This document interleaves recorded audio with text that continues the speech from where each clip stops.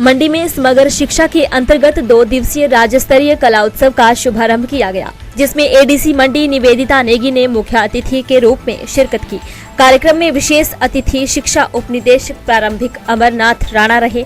इस अवसर पर मुख्य अतिथि ने बच्चों को ज्ञानवर्धक बातें बताई तथा उनके द्वारा तैयार किए गए नाटक, लोक नृत्य, पेंटिंग्स इत्यादि का निरीक्षण किया। कार्यक्रम में 12 जिलों के प्रतिभागी भाग ले रहे हैं, जिनमें से प्रथम स्थान प्राप्त करने वाले प्रतिभागियों को राष्ट्रीय प्रतियोगिता के लिए भेजा जाएगा।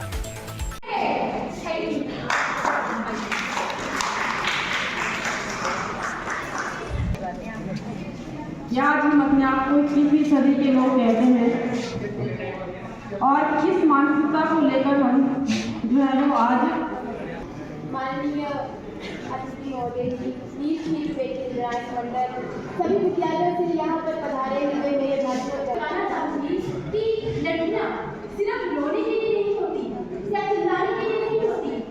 अगर लड़की माँ बन सकती है, बहन बन सकती है, एक देवी बन सकती है, तो समय आने पर कभी मैं अपने अतीत को याद करती हूँ और मेरे अतीत की कहानी शुरू होती है मेरे बचपन से।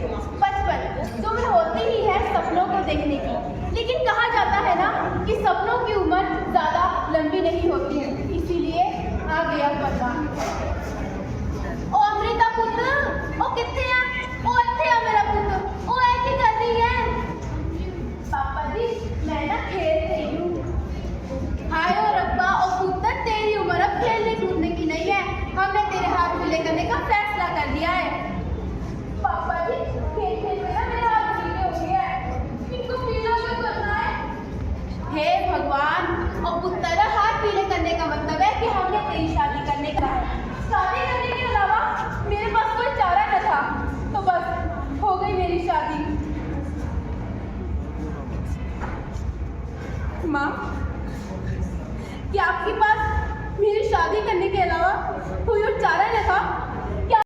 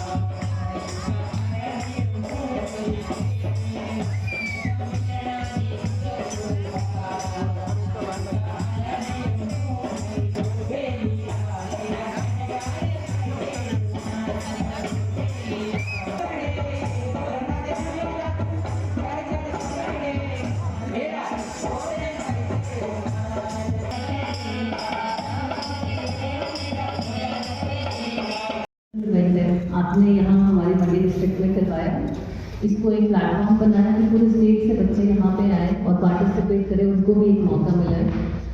ऐसे इवेंट्स बहुत ज़रूरी होते हैं बच्चों के लिए।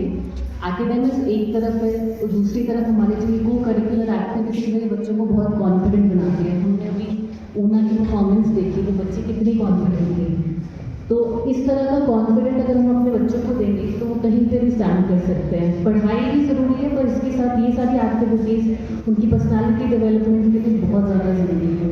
और जो इन्होंने अभी थीम जो चूज़ किया था, जो ये डोमेस्टिक, मैं हमेशा जब भी लड़कियों से मिलती हूँ स्पेशली, मैं उनको एक ही बात बोलती हूँ कि कुछ भी करो लाइफ में, बट इंश्योर कि आप इकोनॉमिकली इंडिपेंडेंट हो। अगर आप इकोनॉमिकली इंडिपेंडेंट नहीं होंगे तो आपको लाइफ में आगे बहुत सारी हार्डशिप फेस करनी पड़ सकती है। जैसे ये दिखा रही थी, ये हमारे ऑफिस में रोज़ ऐसी महिलाएं आती हैं जो डोमेस्टिक अब्यूज़ का शिकार होती हैं, पर वो कुछ नहीं कर सकती क्योंकि वो फाइनेंशियली इंडिपेंडेंट नहीं है।